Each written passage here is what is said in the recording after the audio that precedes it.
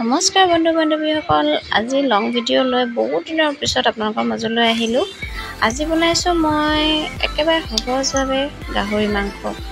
বহুত টেষ্টি হয়, আপোনালোকে এবাৰ বনাই চাব। বাহিৰৰ মা মছলা একো দিয়া নাই, মাত্ৰ আদা নহৰু আৰু ধনিয়া গুড়িৰে এখন টেষ্টি গাহৰি মাংস আপোনালোকৰ আগত মই দেখালোঁ। আপোনালোকেও বাহিৰৰ মছলা ব্যৱহাৰ নকৰাকৈ বনাই চাবচোন। স্বাস্থ্যৰ পক্ষেও একো ক্ষতিকাৰক নহয়, বৰঞ্চ আদা নহৰুৱে আপোনাৰ স্বাস্থ্য ভালে ৰাখিব, কিয়নো নহৰুৱে আমাৰ প্ৰেছাৰটো সদায় কণ্ট্ৰল কৰি ৰাখে। আহকচোন আমি বনাওঁ।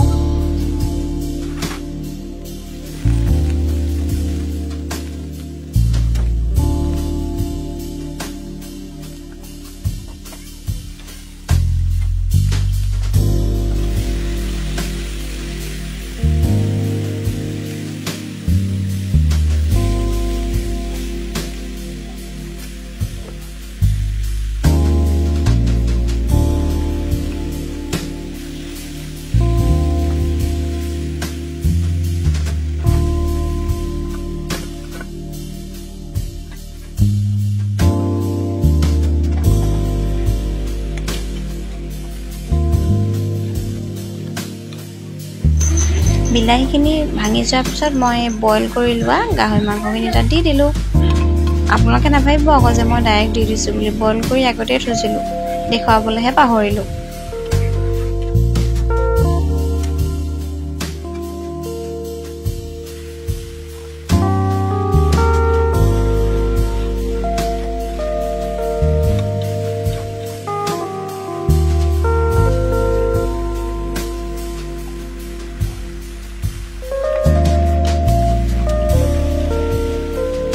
বাহিৰৰ মছলা ক'বলৈ গ'লে খালি মই মাত্ৰ এই ধনিয়া গুড়িকণে ব্যৱহাৰ কৰিছোঁ, আৰু একো ব্যৱহাৰ নাই কৰা।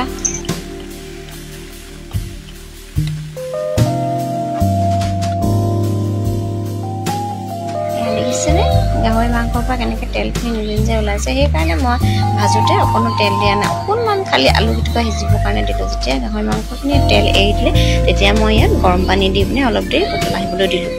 দেখিলে উতল আহিলে ইয়াৰ পিছত আমি বিলাহীখিনি দেখিছেনে বাৰু কিমান ধুনীয়াকৈ ভাঙি গ'ল।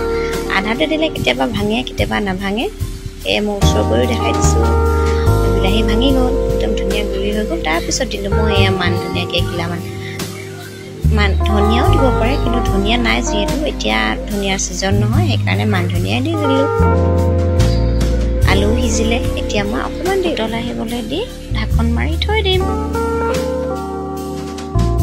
এয়া মোৰ টেষ্টি গাহৰি ৰেডি হৈ গ'ল। এতিয়া মাত্ৰ খোৱাৰহে কথা আৰু।